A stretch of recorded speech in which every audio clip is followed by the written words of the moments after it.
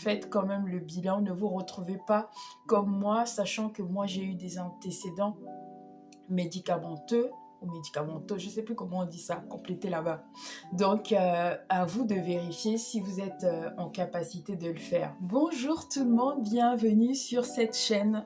Je suis très heureuse de vous retrouver autour de cette vidéo où je vais aborder mon témoignage concernant le jeûne de 40 jours que j'ai effectué l'année dernière. Le thème principal, ça va être jeûner avec sagesse. Lorsque j'ai entrepris de jeûner, je savais juste qu'il fallait que je mange avant le lever du soleil et à 18h, je pouvais rompre le jeûne. Mais entre-temps, qu'est-ce qui pouvait se passer? Comment j'allais l'organiser? Je ne savais pas. Le Saint-Esprit m'a poussé à jeûner, mais je n'ai pas organisé le jeûne et j'ai dû faire des erreurs qui étaient très très graves. Alors, la première erreur que j'ai faite, c'est de ne rien préparer. Donc, j'ai mal préparé mon corps parce que aujourd'hui, avec le recul, lorsque je regarde certaines vidéos, le corps, en fait, il faut le préparer. Tu ne peux pas manger des gros plats la veille et le lendemain matin priver le corps de nourriture. Donc, effectivement, il faut se préparer physiquement. Il faut aussi se préparer spirituellement. Moi, j'étais déjà dans une atmosphère de prière. La préparation que je devais faire était une préparation, en fait, physique.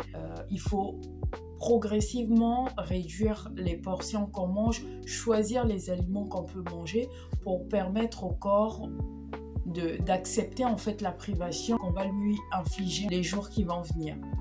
La première semaine, en tout cas, je mangeais beaucoup le soir et le matin, j'avais pas la force de me lever pour prier alors que le but du jeûne, c'est de se retrouver en intimité avec Dieu.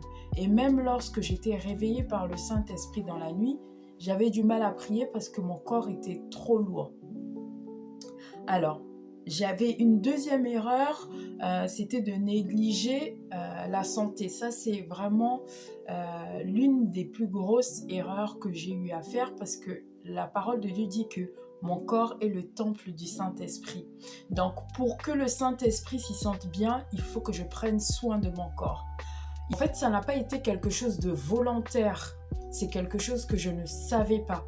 Donc pour moi, j'ai jeûné, je vais bien, voilà, j'entreprends mon jeûne sans problème.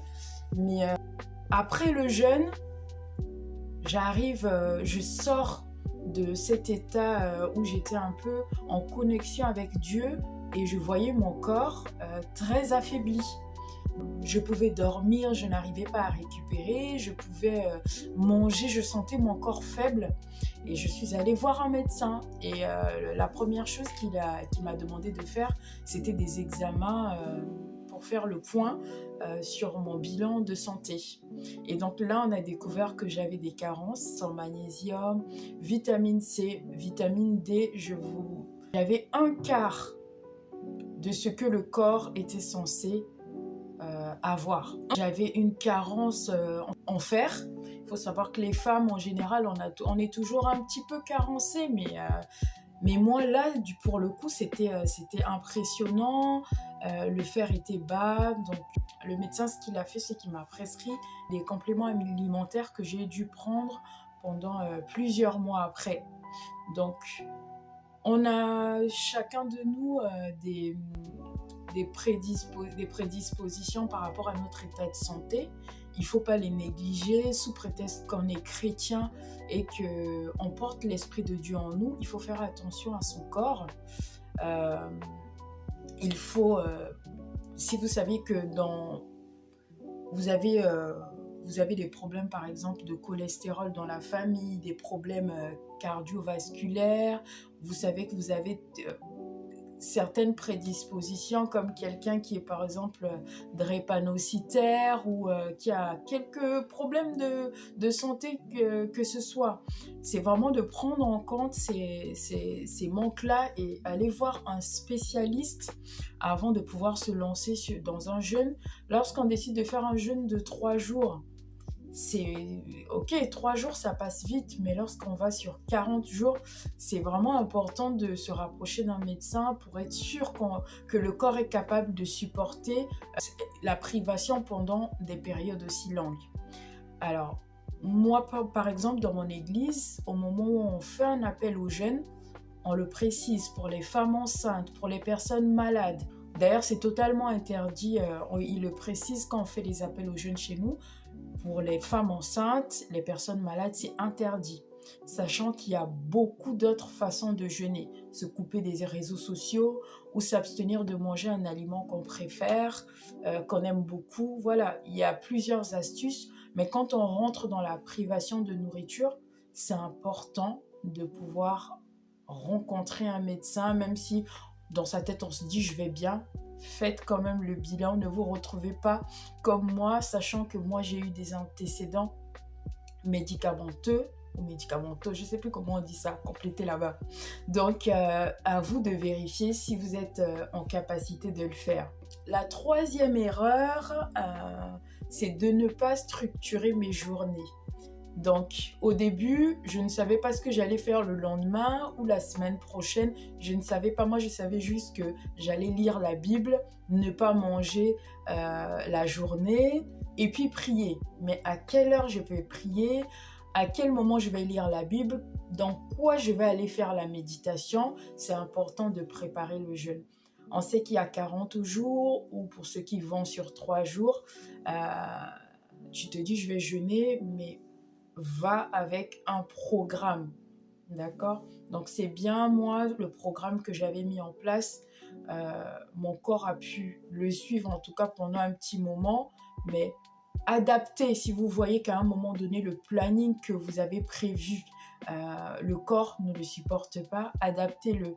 Le but c'est pas un marathon, le but c'est pas de prouver quoi que ce soit à Dieu parce qu'il nous aime, sans jeûne ou avec le jeûne, mais c'est vraiment de passer un temps d'intimité. C'est plus ça. On se coupe de la nourriture, on se coupe de beaucoup de choses, mais le but, c'est vraiment de pouvoir se connecter à Dieu. Alors, la quatrième erreur que j'ai eu à faire, c'est de ne pas écouter mon corps. Donc, ça rejoint un peu ce que j'ai dit en troisième point. Des fois j'étais fatiguée, mais j'avais mis un programme et il fallait absolument que je reste dans le programme. Mais il faut écouter son corps. Si ton corps ne suit pas, le programme de la journée, tu l'adaptes. Et si tu sens que ton corps a soif, ton corps a vraiment très faim au point où tu commences à te sentir la tête tournée, mais vraiment écoutez votre corps, soyez à l'écoute. Est-ce que je continue ou est-ce que je continue pas? Voilà, c'est vraiment écouter son corps. La Bible dit dans le livre de Matthieu que l'esprit est disposé mais la chair est faible. Donc à un moment donné, si vous sentez que la chair est tellement faible au point où le temple est mis en danger, c'est vraiment d'adapter le planning qu'on avait fait à l'avance. Le cinquième et le dernier point, vraiment la dernière erreur que j'ai eu à faire, donc du coup le cinquième point, c'était ne pas me mettre à part. C'est-à-dire que pendant le jeûne, j'ai une amie que j'apprécie qui a demandé à venir me voir. Donc moi j'ai accepté. Donc c'était j'allais vraiment vers la fin de mon jeûne et on attaquait les vacances scolaires. Je sais plus c'était je pense que c'était les vacances de Pâques. Je suis plus très sûre. Elle m'a proposé de venir. Elle avait besoin de passer du temps avec moi. Elle est venue avec ses 2 enfants. J'ai accepté. Mais c'était pas le moment. J'aurais pu lui proposer de venir à un autre moment, à un moment où je suis pas dans le jeûne, ce qui a fait que le dernier, parce qu'elle est venue un vendredi et elle est repartie le dimanche. On a passé un super moment, mais le planning était chargé. Entre les temps de prière que je devais avoir, sachant que je me lève à 5 heures, je m'occupe d'une famille, je m'occupe d'une maison, il y a les temps de prière à l'église et en plus de ça, je la recevais et que je ne mangeais pas dans la journée, le corps a commencé à me montrer des signes de fatigue tout simplement. Et donc, ce qui s'est passé, c'est que le dimanche où elle partait, j'ai craqué, j'ai mangé. En fait, j'étais tellement fatiguée que ce dimanche-là, en plus de la faire visiter Orléans, je devais aller déposer ma fille sur Paris pour passer une semaine avec ma sœur. Donc, ce jour-là, on va récapituler. On est allé à l'église ce dimanche-là. Je me suis levée le dimanche, je me levais pas à 5 heures parce que c'était journée repos, c'était ce qu'il y avait dans mon planning, mais la veille j'avais prié et je m'étais levée à 5 heures la veille.